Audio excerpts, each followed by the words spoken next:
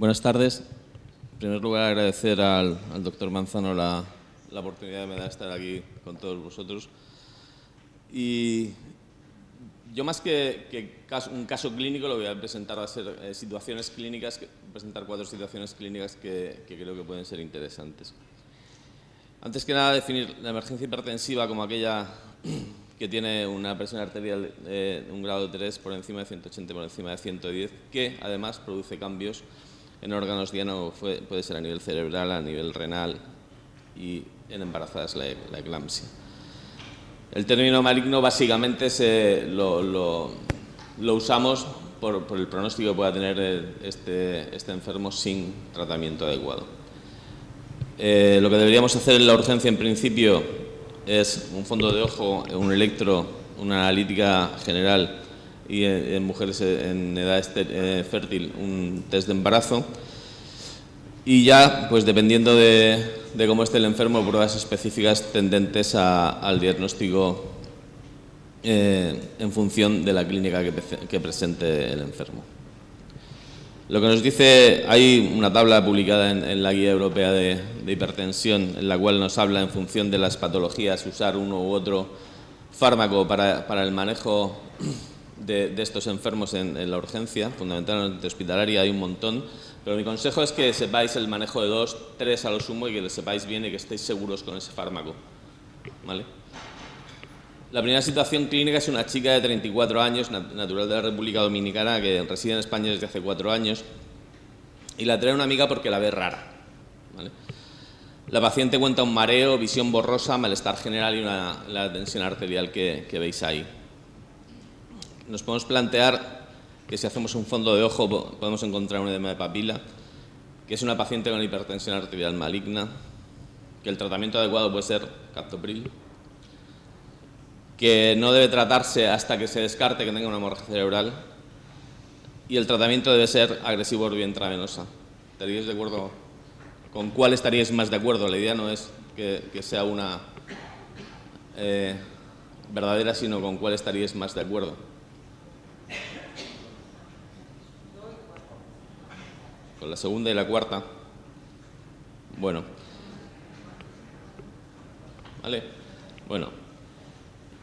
Pues probablemente se trate de una emergencia hipertensiva. El diagnóstico lo puede corroborar el fondo de ojo, como hemos comentado. El electro, en principio, mostró una hipertrofia del ventrículo izquierdo.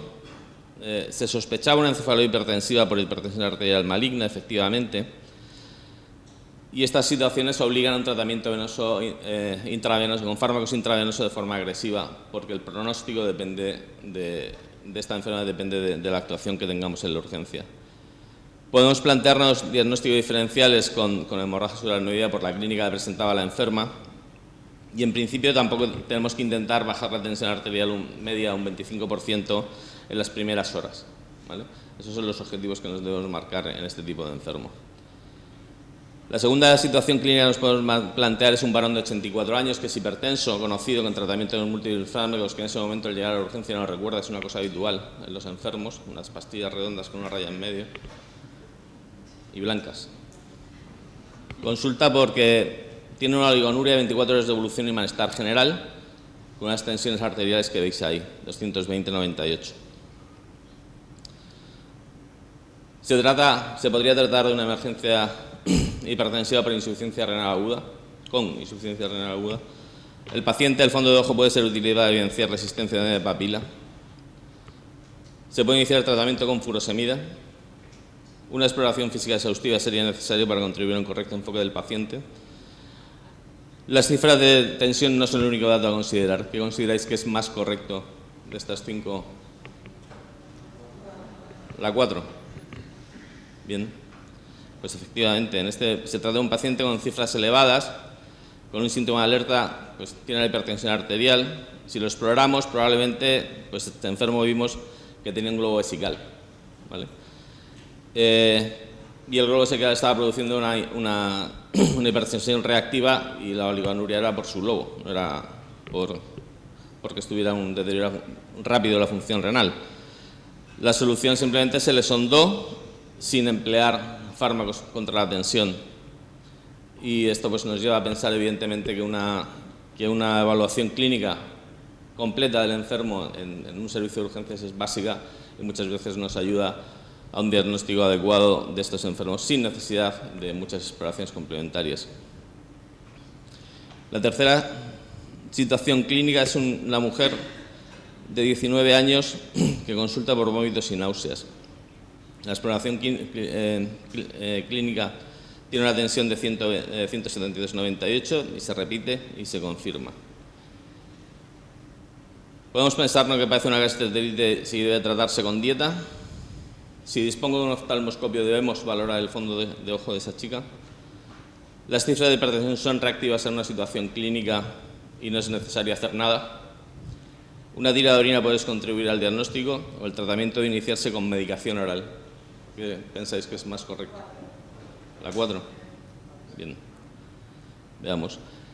Refieren a los hemodios por unos valores de tensión arterial que son altos, sin ser excesivamente altos para una chica de 19 años, pues la verdad es que sí son un poquillo de altos.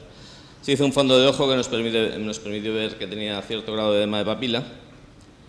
La orina puso de manifiesto la existencia de hematuria y proteinuria, y la medicación oral, pues en este caso es ineficaz para este tipo de enfermos, entre las cosas porque está vomitando y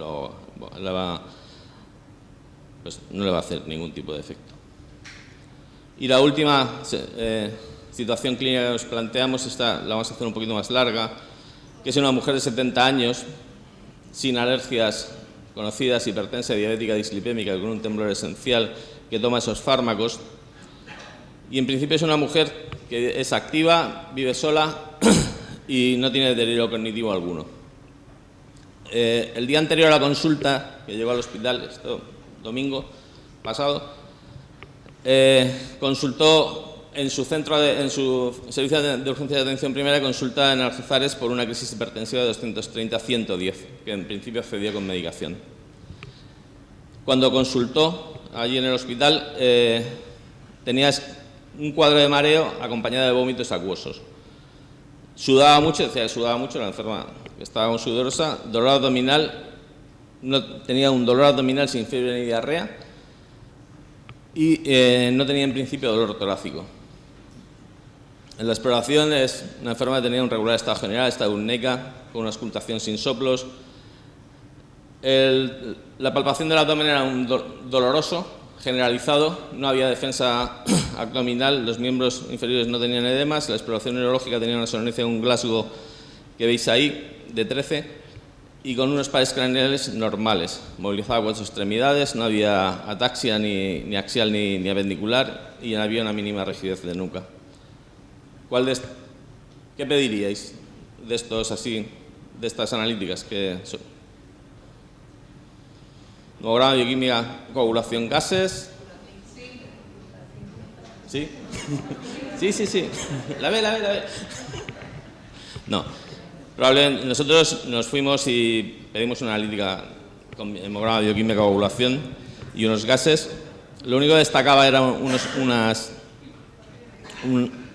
leucocitosis de 22.000 leucocitos. Tenía ligeramente alterada la función, la coagulación con un INR de 1,33. La función renal estaba en 1,27, una creatinina. Tenía un lactato de 2,5 y un bicarbonato de 28 con un pH normal. ¿Pediríais algo de imagen? Tórax y craneal, otras cosas.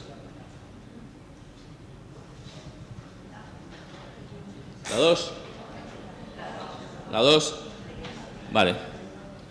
Pues la 2 nosotros pedimos un TAC también.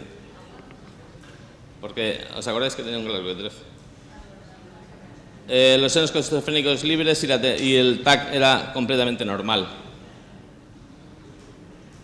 Nosotros, cualquiera de estos fármacos podéis elegir. Nosotros elegimos, en principio, el Gadil. Le pusimos 2 bolos de 50 miligramos. En 3 bolos sin mejoría relativa. Se inició la perfusión con escasa mejoría y de pronto nos baja un Glasgow. Nos hizo un Glasgow de 12 la señora. ¿Pediréis algo más? ¿Algo de esto?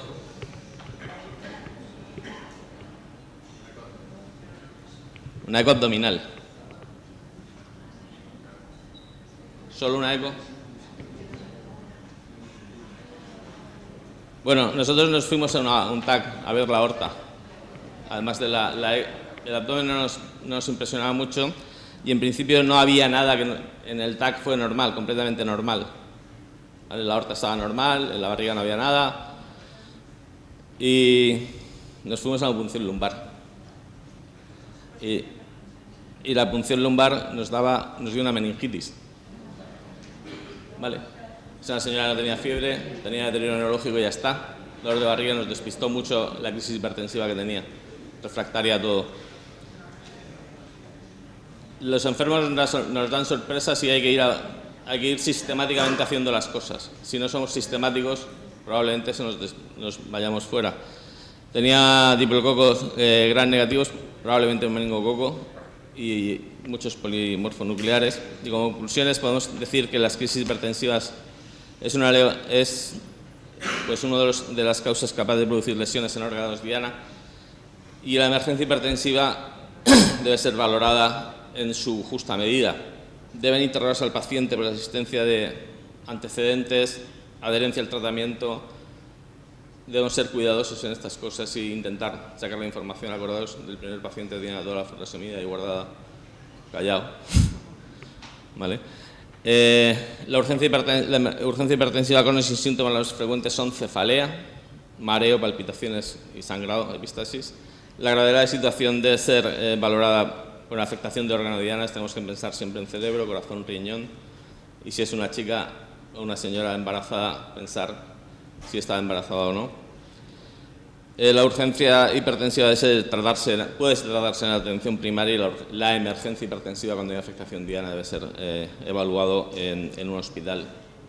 Y debemos intentar ser agresivos porque el pronóstico depende fundamentalmente de la rapidez que nos demos con la actuación de estos enfermos. Pues nada, muchas gracias.